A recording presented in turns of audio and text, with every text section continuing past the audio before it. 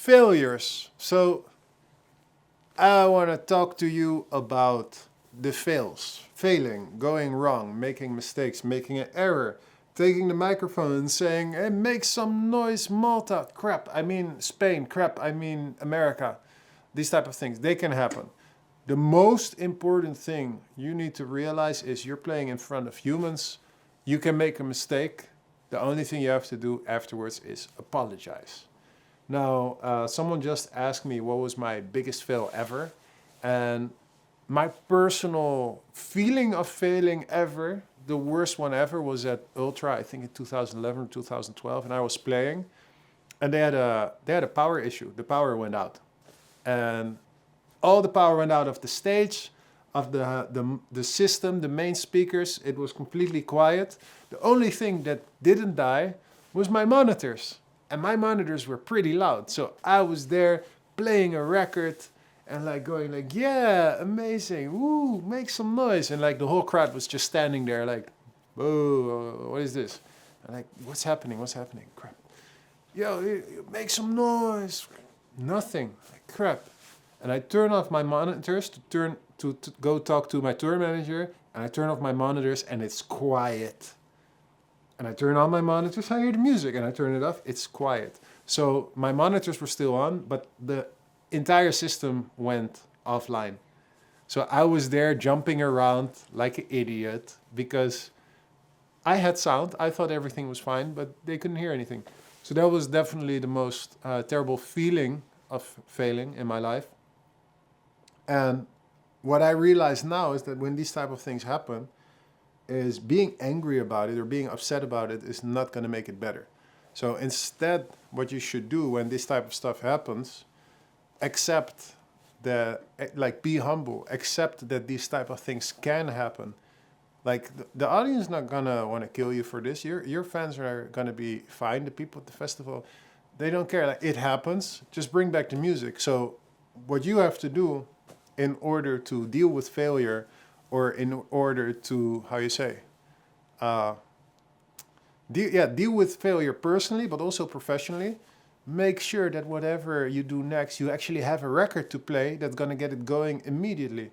If you're at a Las Vegas nightclub and all the sound dies and everything goes wrong, or the fire alarm went off, this happened to me at Omnia, like the fire alarm went off 3 times on the first opening night. What can you do? The only thing you can do is have a CDJ ready, or have in your head songs ready that you can play, that you know will bring back up the energy. If you're in Las Vegas, make sure you have a Bon Jovi sing-along record, or if you're playing a big main stage EDM festival, make sure you have those main stage EDM records ready. Make sure you have a breakdown ready. Make sure you have something in your head that you know you can play this and it will make them go off. That's the only way you can deal with fails. For me, at that time, I remember I was so upset and it ruined my set and this and that. And now, actually, I'm happy these type of things can happen because it makes it real and it makes it life. Life is not perfect. Life is full with tiny failures and tiny wins. Even if you look at Fred Again's Boiler Room set, there's a guy behind him, he's like doing this little silly dance and his elbow hits the play button and the music pauses. And then he plays it again and then the crowd explodes. And this guy thought like, oh my God, I ruined everything. But that is actually one of the things that made the record even bigger and that made the set even bigger. It's human. It's real life. So when you have these type of fails, always remember, have a solution, you know? I say the same thing when you look at press. You can say the wrong thing in press. You can say the wrong thing in an interview. The only thing you have to remember is, as long as in the next interview you say, I'm sorry, genuinely, think about why you're sorry, think about why you're sorry you said it, be honest about it, and apologize, and you'll be fine. Like, I'm sure you can find some celebrities in the world that said awful, awful things or did terrible, terrible things, and then they apologized and suddenly everything was fine. So this is the great thing about human nature. We are forgiving people. Not just us, also the people on the dance floor. We are the same. So remember that, try not to forget. Another fail that I made was actually last year at Tomorrowland Winter, and it was really, really, really insane how it happened. I was playing a a remix of Another Love from Tom Odell by Amel. And it was like the vibe was there and it was mega and it was emotional. And I was already jumping before the drop. And I had my headphones on and the cable of the headphones, it's pretty hefty. It's like it weighs something. And right when it's like 1, 2, 1, 2, 3, let's go. The cable fell exactly on the play button. So it's like right when it was supposed to drop, it stopped completely. That was definitely one of the biggest F-ups I made. It was pretty funny though, and the crowd could appreciate it, but still, yeah, like that was one I made. And of course, the worst thing that can always happen, especially when you're freestyling and you're doing a 2 or 3 hour set. You have 4 decks, you're playing one from here, okay, yeah, okay, I'm gonna do this record, and I'm gonna do this record. No, wait, I wanna change this record. And you're like scrolling, yeah, I'm gonna play this one. And you select it and you just realize you accidentally were pressing select on the running CDJ. So the music goes out, you're like, crap. And you can also not go back to the record that was playing because you just selected a different record. This happened to me, I think it happens to me once every year, once every 2 years. Just having fun, yeah, oops, I stopped the record. It's okay. Sorry, I effed up. But I have another record here for you that I think you're gonna like. So let's continue. Boop, boop, boop, boop. So you can always mess up, you can always make a mistake. You can always make a mistake, but the most important thing is have the confidence that you can have a solution, and then you will find a solution. And preempt this. Look at other people's F-ups and use their solutions for these type of things. It happens all the time. So take that with you. I'll give you another one. Worst case scenario. And this is something that you see happening at festivals. This is something you see in clubs sometimes. You have your gear. Sometimes the gear messes up. It can get stuck. A record cannot load. You can have an SD card fail that it doesn't read it anymore and you get an emergency loop. All these things are possible.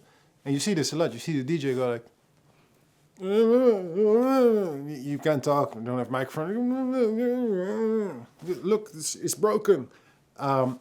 When this happens, this is like literally worst case scenario, and you don't have a microphone, so you cannot talk to the people. Worst thing that can happen. So the only way to prepare for this is be mentally prepared for this to happen. If it happens, what are you going to do? You can do 2 things. You stop the sound and you just say, I'm sorry, we're working on it. Or the sound gets stuck, just walk away for a second. It's not very nice. It's not very, not very personal, but it's still a very professional solution. Gear gets stuck, you walk off stage, engineer comes to fix it. If you can't fix it yourself, gear is fixed, you walk back on stage, you continue your set. If you are an engineer yourself, take the time, turn down the music, check the cables, try to fix it. You still can get some mixed critique on that, but at least you're trying to be part of the solution of the problem. The only thing you do not do, and because you can do this, and you will have some, you might have some passionate fans following you, like, yeah, good job. Do not throw the CDJ in the crowd. Those things are heavy as hell. You can kill someone, actually. Do not break it. Like, oh, fuck this thing. I'm just going to break it on the floor. Don't do that, because the club's going to be angry on you. The promoter's going to be angry on you. And it kind of makes you look like you don't know how to handle your stuff. You don't know how to handle your gear. Oh, look, he's blaming the equipment. He doesn't even know how to fix a CDJ. He doesn't even know how to fix the audio cable. So don't be that guy. Don't blame it on something else. Just say like, I'm sorry. I'm going to try to fix it. Keep that mentality. And like now that we already talk about this, if it ever happens, at least you know what not to do. And now you also know you can take the time, because the people, they will wait. I tell you, like, my worst fear, I don't know if it's my worst fear, but I had nightmares about this, where I was DJing a club and I couldn't find the next record. I couldn't find it. And oh my God, and the music stopped and it went silent and people started going like, boo, boo, and they started walking away and the club started emptying. And the promoter looked like, nah, man, you suck, and walked away. Everyone walked away. I had this nightmare, I think 3 times. I usually have it when I'm preparing for a big set. So the only thing I have to tell you about this nightmare, this never happened in real life because I am prepared as hell. I never run out of music. Even if I run out of music, I have a folder. Well, I should call it this. You ran out of music, you idiot. Here's a bunch of extra songs. That's how I should name the folder, but I have these folders. I have the folder Play the Hits. I have the folder Throwback EDM Hits. I have a Billboard Top 100 of every year. I have the Billboard Top 100 of 2005, 2006, 2009, even the 80s. I have Elvis. I have no idea what's gonna happen today, but I guarantee you one thing, I will not run out of music. So that nightmare, yes, it's a very unsettling nightmare. But every time I wake up, it's like, good thing I'm prepared. So that stuff that happens to me in my nightmares can't actually happen to me in real life. Again, there will always be problems, so always try to think of solutions. And if you have problems and you don't have the solution yet, write down the problem, write down your fear, talk about it to your friends. You will find a solution, I guarantee you. Back-to-back sessions. Everyone hears about it, looks great on the flyer, is very fun. But now you're going to have a back-to-back session with a guy you don't know. Or you're going to have a back-to-back session with an artist you like, but you want to make sure you impress him. So what you're going to do to prepare for a back-to-back is not necessarily have anything to do with selecting your music. It has very much to do with understanding the guy you're going back-to-back with, or the girl. Like, you have to know what type of music do they play, what type of effects do they use, what type of tricks do they use. Go to YouTube, watch some of their sets, go to 1001 Tracklist, check out their track list. See, do they play full songs, 2 drops, or do they mix immediately? Do they like to loop things, or do they like to run things out very slowly? All this type of things you need to check out before you start DJing back-to-back with them. I had some back-to-backs where I ended up doing all the work, and I had some back-to-backs where I ended up not doing anything. Very funny, actually. I play back-to-back with Rehab sometimes, and one of the things that we have is we have like album cycles or DJ set cycles. So like, what are you doing right now? Oh, I'm doing this. Okay, I'm doing this. Wow, that's awesome. Okay, so I will do this segment of my set, and then you do that segment of your set, and then that fits exactly on my segment of this part of the set. So you're like, I'm going to play these 3 records, then you play those 2 records, and I play these 4 records, then you play those 6 records, whatever. So at some point, like, especially when you have a close relationship with someone, it's not like, oh, I have to play a different song every moment, like go back-to-back literally all the time. Not necessarily. But if you're playing with someone new, that is generally the rule, but you can talk about it. Call the guy or email him like, yo, we're going to go back-to-back. What shall we do? Who's going to play the first record? Do you have an intro in mind? Do you want to make a special intro? Do you have outro in mind? Who's going to play the last record? I really need to play these 4 records. I really need to play these 4 records. Talk about it. This is very important for a back-to-back. Intros and outros. So of course, there's a very big discussion always about intros or outros and how people feel about using it. Now, I'm not going to tell you how I feel about using an intro. I tell you I will tell you how people on the dance floor feel about you using an intro. So now imagine, you're going to see Afrojack, or you're going to see Tiesto, or you're going to see Armin, and there's a guy in front of him, and you have no idea who it is. And he has a 4-minute intro with whistles and bells, and he's not on stage, he's hiding behind the DJ booth. And then after 3.5 minutes, he comes up, and no idea who this guy is. Like, I'm here! Crowd goes like, what the hell? Like, yay? We don't care. So, yes, you could do an intro, but be humble about it. This is a separate subject of how to be humble as a DJ. But when you do an intro or outro, like, absolutely sell yourself, show what you can do. But hiding behind a DJ booth and then getting up, It's a little bit maybe like people are gonna think you're snooty. Maybe they're gonna think like, who does this guy think he is? And you want to stay away from that, especially if you're in a warming up or you're just starting to get booked phase. You know, you don't want to ever seem cocky. I had it in the beginning. I was very cocky, and it worked against me a lot. A lot of people did not want to book me. They did not want me to win. They wanted me to look silly. I did not get the prime slots. They gave me the crappy slots, or they just didn't book me at all. So be very careful when you do an intro and an outro. If you do an intro where you want to showcase your music, or you want to do like a little, little mashup of all your biggest records, or put some previews in it, do it, but walk up. Show yourself. Be proud. Don't try to hide behind the DJ booth. Unless you're at a point where the people actually came for you, then absolutely do it. Make it a show. And this is also what I think when you look at the dance floor, when they expecting the headliner, they are expecting an intro.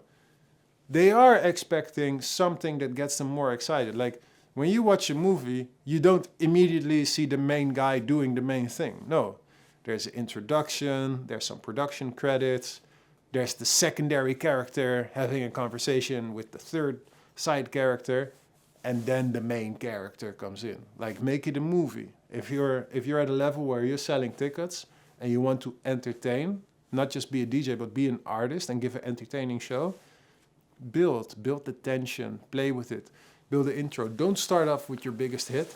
Start off with something extremely cool, because they're going to be listening anyway. Your first 5 minutes, they're going to be watching like, I want to see what's going on.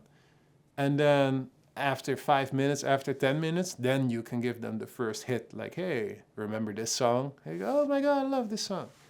But you don't necessarily need to start off with a hit. You can, but if you start off with a hit and then afterwards you play a song they don't know, it's not going to work in your advantage. So be very wary when you're doing your arranging. Be very ready to know what's your intro, what's your outro, what's going to be your last song. What's going to be your extra song after your last song if the main guy is late? You know how many times I had like, yeah, thank you, Ushuaia Ibiza. Hey, Nick, David's late. Can you play 10 minutes more? Yes, but come on, tell me in advance. They don't tell you in advance. These things happen. So you need to, you need to prepare, but also be prepared for the worst. Have 10 minutes extra. Have a good intro. Like this happens also, like, oh, I'm going to play this record as my first record.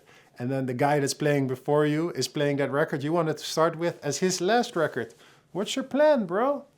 So this is the thing. They counter these things. Don't have one intro. Have 3 intros. Have 4 intros. Have 5 first records. Have 5 last records. You don't know what the guy in front of you is going to play. You don't know what the guy after you, well, that's kind of his problem. It's not your problem. So yeah, when looking at intros and outros and the arrangement of your set, make sure you are multi-prepared. 5 intros, 5 outros, 5 starting tracks, 5 outro tracks. You're good. So a very interesting question is, how can a DJ impress me, or not just me, but like any DJ veteran or any promoter or anyone that like has seen a lot. Of course, you could go all out, or you could go very minimal. The problem is that a lot of DJs, they think like, oh, and this also has to do with warming up, actually. They're like, you know what? I'm not going to go too crazy because I don't want to be too much in the picture. It's like, well, you will not win. Like I told you before, when I was behind the decks, you have to show your skill. You can do it very subtly. You don't have to do the lay, pop, pop, pop, pop, pop, pop, but you can do pop, pop, pop, pop. Just a little one. Do very subtle moves. Use the FX, but use them subtle. I do a lot of times, I do a little backspin, completely unnecessary, but I don't fade out the other fader, do a backspin, and then bring it in full. I do it like slowly in the background. You know, you want to show your tricks, but you want to show your knowledge of the gear. You want to show your knowledge of the music, but you don't want to scream it. And the more subtle you can be with it, the more impressive it's going to be. So always show off. Always show off. But show off in a humble way, you know? If you're like, it's like, I know people, they're able to buy a Rolex. And then they're walking around like this, like, hey, how are you, man? How are you? Oh, yeah, no, no, I just got that. I just got this new Rolex. I went to the store. Like this. No, don't do it. If you want to shine and you really want to show off your no Rolex the way Rolex type of people show off, you slowly show it a little bit under your shirt. You're not gonna go like this into people's faces.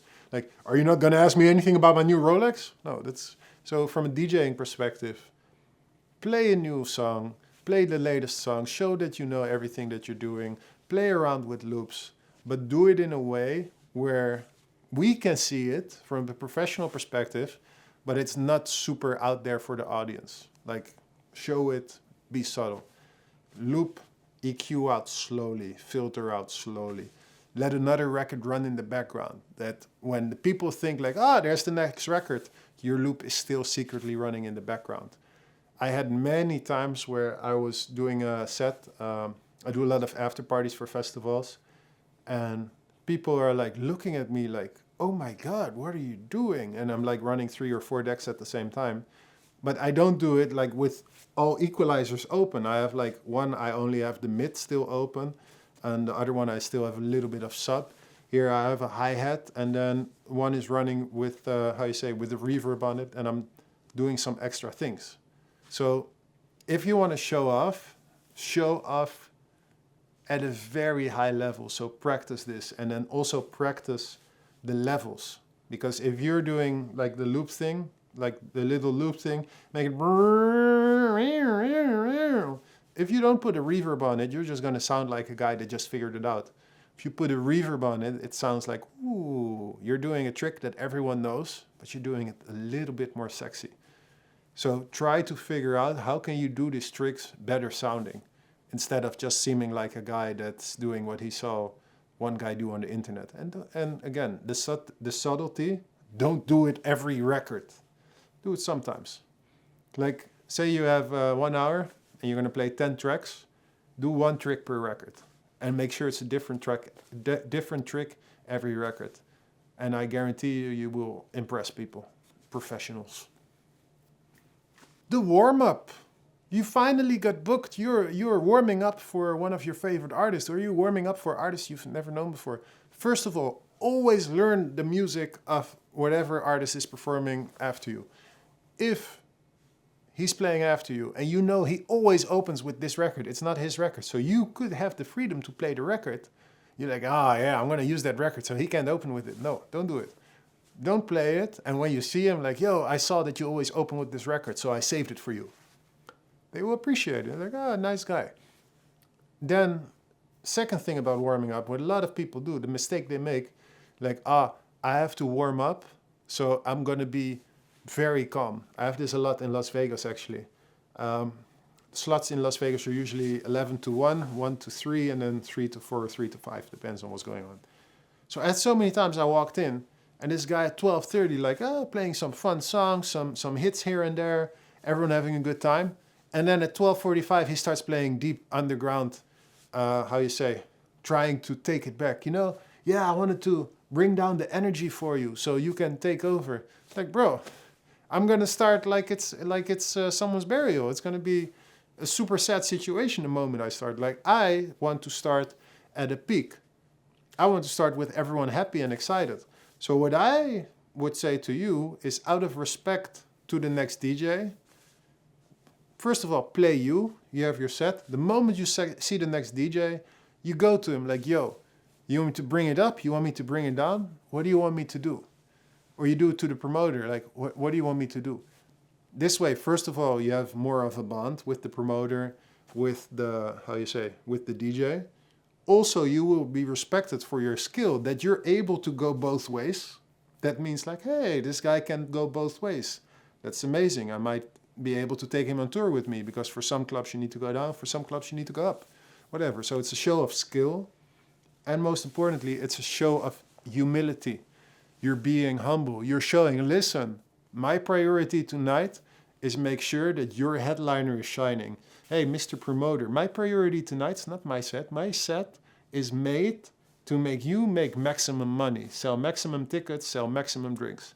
The moment you do this, and my mom taught me a good word about this, like the best people around you are people that stand outside of themselves. They will take away their ego and they will just be there for you. Those are the best people you can have in times of need. Be one of those people. And this is what I always try to do. When I'm playing a festival in front of Martin Garrix, I can play full version of Turn Up the Speakers. Sometimes I'm not going to play it, or I'll ask him, can I do one drop? He's the headliner, be the headliner. It's okay. If I'm playing together with Steve Aoki at the same festival, he's playing for me. He's gonna text me, "Yo, man, is there anything you want to play?" So I won't play it. It's Steve Aoki. He doesn't have to text me that. He's my friend, of course. But like, he is doing a million things. He could also not text me and just do his regular set. No, he checks me. Same thing. Oliver Heldens texted me, bro. Right at Ultra, he was playing it before me. It's like, yeah, I just wanted to tell you real quick. I'm going to close off with a drum and bass version of my new song, and then I'm going to do this other record, maybe. I'm not sure yet. I'll let you know. It's like, when I see Oliver Heldens, I have to say, you're the man, thank you so much, because he is so giving. When you do this, constantly be giving, you will receive respect. So try to give as much as you can. When you get a warm-up slot, check out the guy's music. Try to hit the peak sometimes so the crowd is really ready for him, her. Play some records that are close to his type of records, but don't go there all the way. Don't tire out the crowd. Don't play for 1 hour. Be great, but at the same time also show the audience, like, it's okay. Listen, 5 minutes of craziness. I'm going to play 3 songs in 5 minutes. Bam, bam. Fireworks. Woohoo. Make some noise. 1, 2, 3. Let's go. And then I'm going to play a tech house record for the 8 minutes. So you can catch your breath, so you can still remember the headliners coming later. You can go get a drink. Switch it up between that. Of course, if you see like, hey, I'm playing Bootshaus in Cologne, check first of all with the promoter, how far do they want you to go? But those people came to jump. Those people came to go hard. Maybe if the promoter says, it's cool, or if the artist says, it's cool, go crazy. They want you to make it a crazy party. One phone call away, one text away. They don't tell you nothing. You asked. You asked, bro. They cannot say more. They can say, he went too hard in front of me. Well, if he would have checked his text, or if his tour manager would have checked his text, he would already know that you're asking, like, is it okay if I go hard, or do you want me to chill out? It's not your fault. The only thing, again, be humble about it. Ask in advance. Try to show your humility. Funny thing is about a lot of the big artists, they're not humble at all. They will ignore you, and then afterwards they will complain about, he went so hard, the people are tired, I cannot top this, oh my God. It's like, well, if this is part of the game. And this is also what I always say to other headliners. This is one thing I see on Twitter or on X, there's an account called DJs Complaining. I see so many DJs complaining about their flight or about that there's a lot of traveling involved. I'll take your gig. I'll take your check. I'm sure there's 1,000 people out there that would like to take your place at the festival. So this is a very important lesson. Never complain. The moment you complain, first of all haters will jump on top of it, but also it makes you wonder. Like, a lot of people will wonder, like, why is this guy complaining? He gets to do what he loves. So don't complain. And same thing in the warm-up set. Be giving to the crowd. Put in a lot of effort. Do a lot of mashups. You don't have to do mashups with the biggest songs in the world. You don't have to do a mashup with Benny Benassi's Satisfaction, but you can do a mashup with a cool song that everyone forgot about 10 years ago. You don't have to play Goche, Somebody I Used to Know, but you can play the vocal of Habits by Tove Lo. You can play maybe the vocal of Heroes by Alesso. Just don't play 20 of them in a row, because then it really looks like, look at me. Like, mix it up. Do some cool stuff. Do something that everyone knows. Do something very personal. Then do some cool stuff. Gouge the party. See how's the crowd reacting. Are they looking at you super skeptical? Or are they having a great time? This is one of the things that I do. Also, when I do longer sets, like when I did the 6-hour set at Brooklyn Mirage, I look at the people, how they're reacting to the music. If I play some super underground thing that I love, and they look at me like, what is this? And like, okay, maybe this is not the route to go tonight. Because yes, they're here for me, but most importantly, the only reason they're here for me is because I'm there for them. And I've always been there for them. So the moment I start seeing it like, oh, you're here for me, and I do whatever I want, then they're not going to come back next time. So try to think about this. Happy promoter, happy artist, happy people, you win. Figure out how to play in between the three. One more thing, before I forget. If you get a warm-up slot, no matter how high energy your music is, you have to mix it up. I've seen people play main stages warm-up slots, and they went 1, 2, 3, let's go! Everybody jump, jump, make some noise. Hey, oh! There's like 6 people at the stage.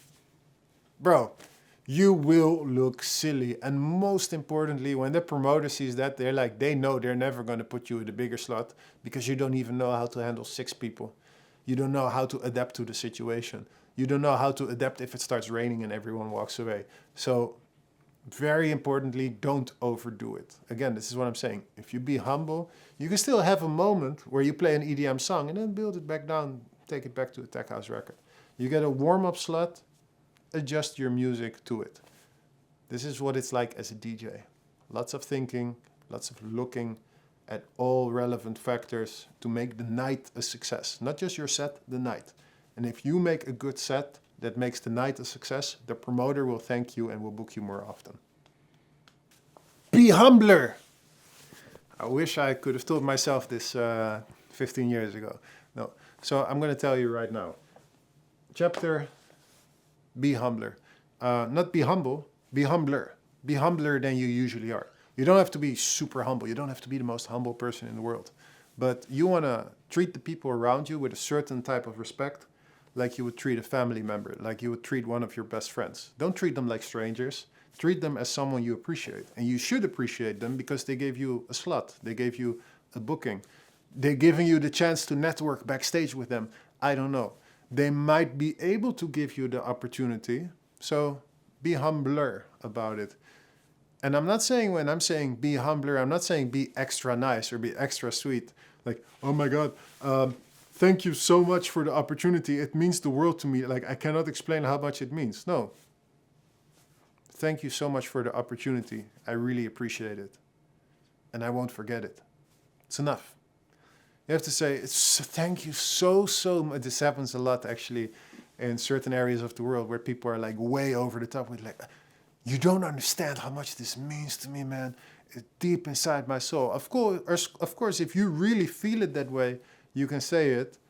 But that's also not really being humbler. Because if you really want to be humbler, you're going to take that emotion and calm it down a bit. So when you're dealing with the promoter, you're not going to make him feel uncomfortable. You know? It might make him feel uncomfortable. Like you can imagine if you go to, say, deadmau5, for example. I'm a deadmau5 fan. I love deadmau5 music. You can imagine if I go to him, like, yo, man, I love your music so much, and it got me through really hard times, and I really, this song in particular, it hit me at a moment. The only thing his response is going to be like, yeah, thanks, man, thanks. You're not being humble. You're being the opposite of humble by taking 10 minutes of someone's time to tell him your life story. If you want to be humbler, just say, listen, I know you're busy. I know you don't have a lot of time. I just need to tell you your music is epic. I love it. It taught me a lot. It got me through hard times in my life. Thank you.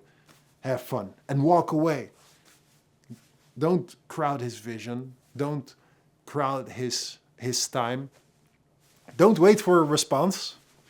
Like, hey, I just said some nice thing. Now say something nice back. That's not being humbler. So be very clear about the definition of what it is to be humbler, what it is to be humble, and think through.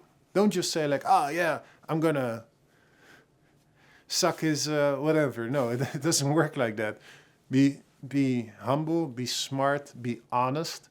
People will immediately sniff out ass kissing, immediately. especially when you're dealing with like big promoters. Like if you're dealing with the guy that runs Tomorrowland, he will immediately smell it when you're ass kissing. And this is funny because I see it a lot of times. Like the conversation starts, and it's like, wow, there's a conversation. Okay, let me kiss some ass to see if I can get more out of it. And then the moment whoever's in the conversation starts kissing the ass, you immediately see whoever's the main character, in this case the Tomorrowland promoter or owner, you immediately see the shift in his face, like, okay, here we go. And he will be polite and say, thank you for this ass-kissing moment, but I will, in the meanwhile, look at my phone while pretending to give you attention and caring about what you say, but I have these other things here. And it's not one guy, it's everyone. And you will feel the same, because you know if someone comes to you and they want something from you and they're trying to get it in a different way, that's disrespectful, you know? So don't be disrespectful, be humble.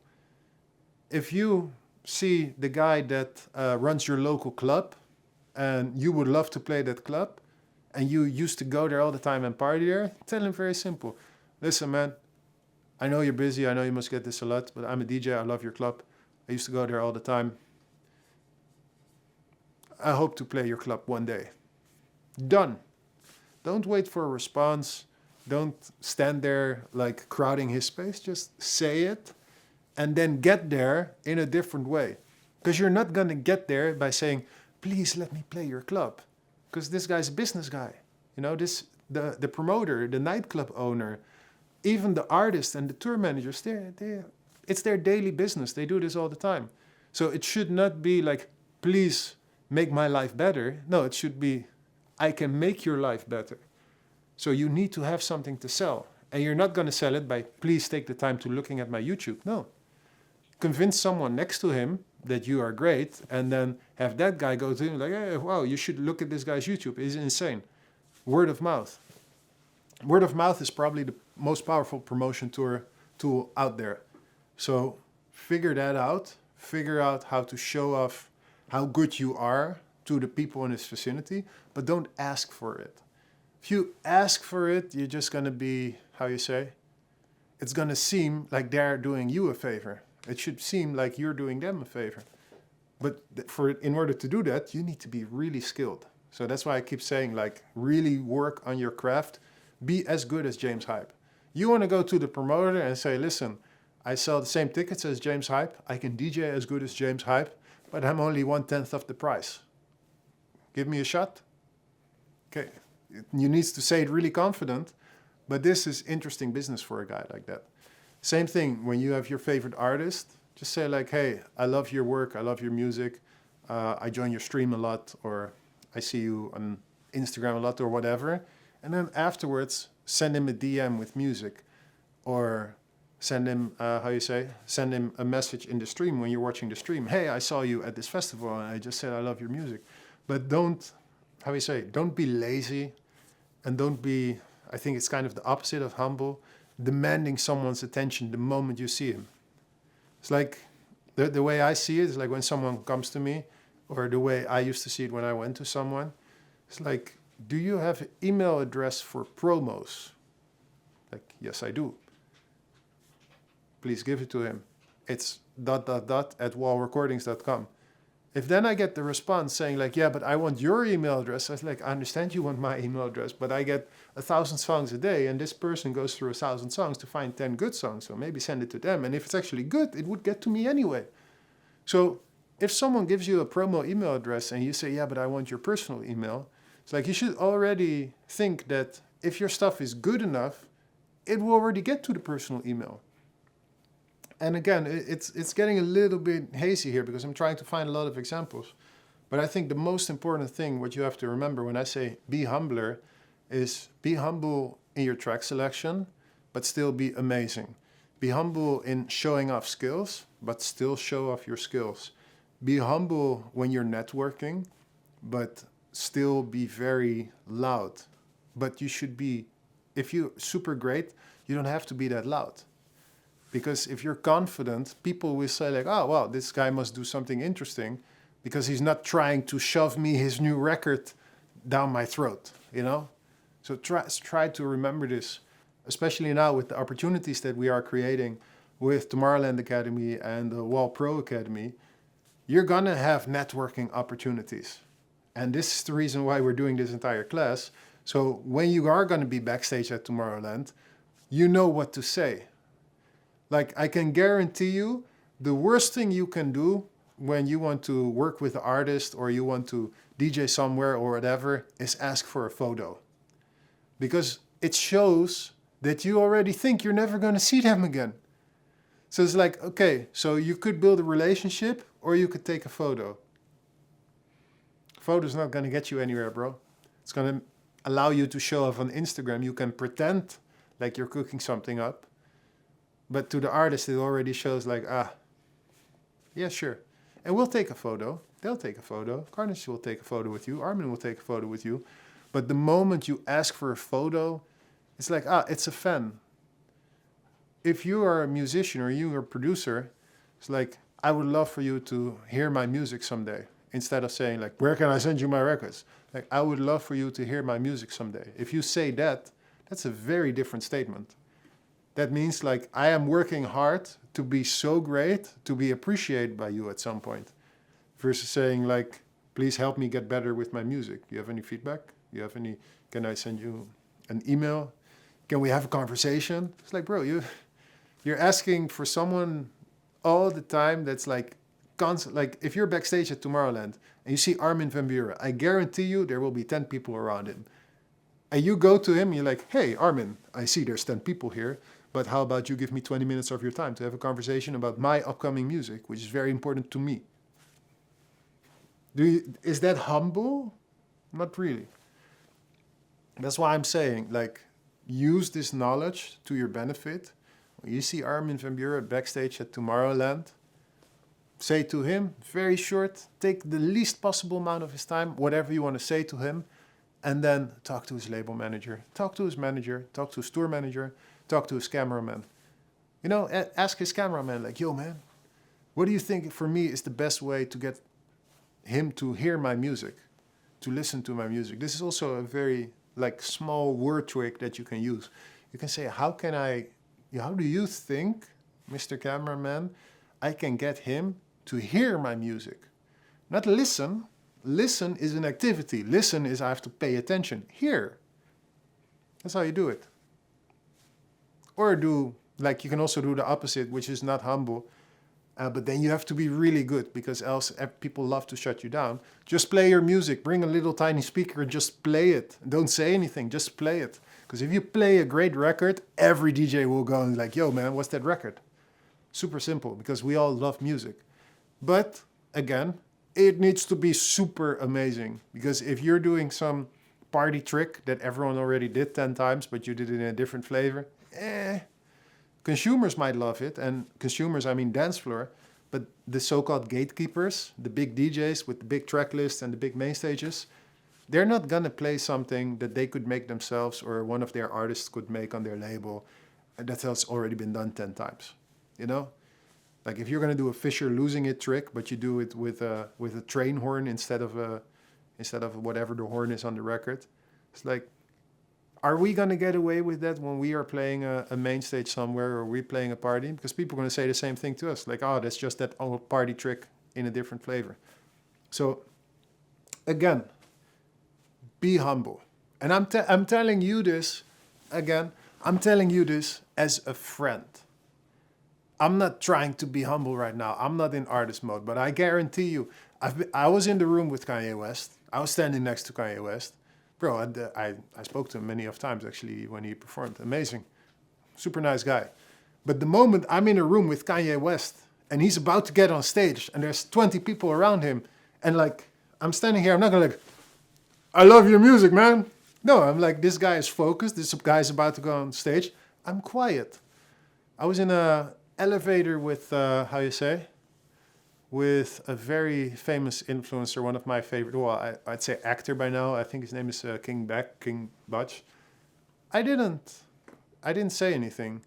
He was with his girl. He was like chilling. I'm not going to like, yo, man, I love your vlogs. By the way, I'm Afrojack. No. I sent him a message later like, yo, man, I love your work. I was in the elevator with you before, but I didn't want to bother you. He ended up seeing it. We became friends, yada, yada, yada. But that's like how I'm saying, like, try to be humble. Don't try to crowd someone's space. And it will be, how you say, rewarding. I had, how you say, I was recently at Tomorrowland Winter. And like, I think like from DJ to DJ, of course, there's a certain level of mutual respect. But I was watching Netsky and Chris Avantgarde was next to me. And even though I could like play like, yo man, I'm Afrojack. It's like, oh, I'm Chris Avantgarde. Let's be buddies. No. So I was standing there and I went to him and like, bro, just real quick, I love your music. Congratulations on all your success over the recent years. Would love to send you music someday. I don't say anything else. And he's like, oh, yeah, you're Afrojack, right? Oh, yeah, I love your music. Then the conversation happens. But I didn't even say I'm me, because that I'm me, it doesn't matter. The only thing that matters is that I'm a guy that enjoyed his music and that I'm a guy that's happy for him. And that's what I'm saying, like, with trying to be humbler. You don't have to try to be humble. Just try to be the most humble version of yourself.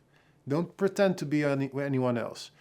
If you're, how you say, if you're insecure, you don't know how to go up to people, get into it. Maybe we're going to do a course on it. Talk to us about it in the Discord. Maybe I will go into it. How to ground yourself, how to breathe, how to put your feet on the ground, etc., etc.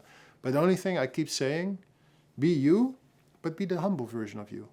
And trust me, if you've been watching me for all these hours doing this course, you know there's very loud, aggressive, quick Nick. Stop messing around, Nick. But there's also polite Nick. Because I can guarantee you, like, the way I talk to my team versus the way I talk to my mother versus the way I talk to my wife is 3 very different conversations happening. It's still me. It's still the real me. But like, you know, like you don't talk the same way to your boss than that you talk to your best friend. So I'm trying to tell you, when you meet new people, treat them as your best friend. Be as nice to them as your best friend. If you have a funny joke to make the funny joke. Don't hide. But try to stay humbler. A very simple golden tip. Learn music. When I'm saying learn music, I'm saying learn the music that you want to DJ. The thing is, our subconscious works very simple. You say something to it 10 times, it will remember it for life. So instead of really sitting down and looking at the waveform, doing that for 5 minutes and then going to the next song, what you want to do is play the music in the background. Read a book, go out, go work out, do whatever, but have your music running in the background. In this way, your subconscious, for you, will slowly start to recognize the patterns of every song that you like to play. So when you have like 3-4 new songs that you really want to play them in the car on the way to your gig, play them in the train, play them in the gym, play them when you're on the toilet, play them when you're PlayStationing, it doesn't matter. Play the music in the background and it will grow into your subconscious. It will become an extension of you. This is a very important, very small trick, but it's how you say, it's irreplaceable. No matter how much attention you pay to a song for 10 minutes, studying it, making hot cues, making loops, making memory points, giving it names, giving it an energy level, you will still not know the song. You might consciously know about it, but your subconscious did not have enough time to absorb it. But you don't put any hot cues, you don't put any memory points, you don't make any loops, you don't look at it, but you play the song 5 times, your brain will recognize it for you. So this is one of the most golden tips I can give you, because you do not want to be surprised by a new record that you're playing like, yeah, put your hands up. And then suddenly it's quiet and it has a weird sound and the drop was not as you expected it, because you're going to look like you don't know what you're doing. So in order to make sure you always look like you know what you're doing, make sure the music is an extension of you. Very important, small, but very important tip. So we have another chapter for you. The Las Vegas set, aka the wedding set, aka I'm playing a party and no one has any clue who I am set. This is one very important thing. And I'm saying, like, as a DJ, from a DJ perspective, I'm not saying from an artist perspective, but from a DJ perspective, you're gonna want to start learning this. First of all, playing birthdays, playing weddings, playing parties for, normal music lovers that have nothing to do with what you do as an artist or tech house or EDM or all this type of stuff. It will teach you how people dance to music, how people move to music, and how they react to music.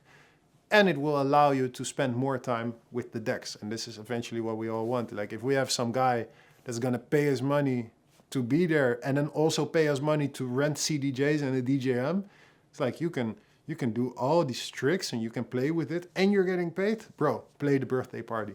I know you don't want to play 50 Cent in the club. I know you don't want to play Baby Shark. Oh my God, no, I know you don't want to play it. But this allows you to get more familiar with the hardware. It allows you to showcase yourself creatively. Because if you are able to do a cool mix between 50 Cent in the club and Baby Shark, you're also going to be able to do a very cool mix of the newest tech house record and the, cool record of yourself. So it will challenge you creatively. It will train your musical brain. It will train your, motoric skills, motor function. I don't know, your hands. Your hands will grow into the decks. And honestly, I know you're not going to believe me if you never did it before, but you will have fun. The art of mixing music together, no matter what genre, is always fun. Like I said in a different chapter, I had a show recently and I was playing in front of 15-year-olds until 65-year-olds. It was basically a wedding, but it was like a company private party. And I closed my set with My Heart Will Go On from Celine Dion, the original version, no remix. And it was fun. It was also very funny because I will never want to go that deep down the rabbit hole again. But it did, it did give me a challenge of uniting 15-year-olds, 25-year-olds, 40-year-olds, and 65 years old to one point where they were all singing and happy and dancing. And that was a journey to get there. And there was also some Takeover Control. And there was also a cool club record. And there was also Give Me Everything. But I also played a Lil Mabu song, and I played it in a way that it was long enough for those kids to enjoy it, but at the same time short enough not for the 65-year-olds to get annoyed. And if you do a little bit of that, you can figure out a way to play around the different people in your audience to eventually to get something they all know and actually make them have a good time on it or have fun on it. So use it as practice, use it as a challenge. Play any gig you can get. Play out on the street. You will notice how people react differently depending on what song you're playing. You know, like you see people with saxophone on the street, you see people singing on the street with a violin. Bro, rent that little DJ X thing from Pioneer, whatever you want to call it. Any type of decks. Rent a Hercules DJ controller. Like even Zed, the first 5 years of his performances, he was touring around with a Hercules DJ controller. I think it was Virtual DJ. It doesn't matter what the gear is. What matters is the experience you give people. And they will thank you for that. So any chance you get to practice, use it. Same thing for me. Of course, if I play my best friend's wedding, like I played my best friend's wedding in Mykonos, one of my best friends, together with the Chainsmokers and Chico Rose. A few other guys hopped on. It was amazing fun. I played, like, my friend loves tech house, but of course his parents don't know crap about tech house. So I played a lot of tech house, but at the same time I also played a lot of party starters. And the DJ booth was almost falling down. There was 30 people in there. And I think Alex from the Chainsmokers thought it was funny to rip my shirt open. Okay. But we were having fun. And again, I learned about DJing under tremendous pressure of making one of your best friends happy, but also making sure his parents are happy, so they're happy. This is the thing. Like if he's happy, he loves the music, but all his family does not love the music, he's not going to be happy because the party was like, you know. If I turn it around, I only play pop music, but I don't play any tech house. He's going to be like, oh well, my family's having a good time, but I would have loved some tech house music on the day of my wedding. Mix it up, figure out. It's a challenge. It will make you better and better and better and better. This is why I'm saying, like every time I go to Las Vegas, and this is one thing you have to remember, no matter how big you get, there will always be a place where a lot of people don't know about you. They might know about your one song. They might have heard about you.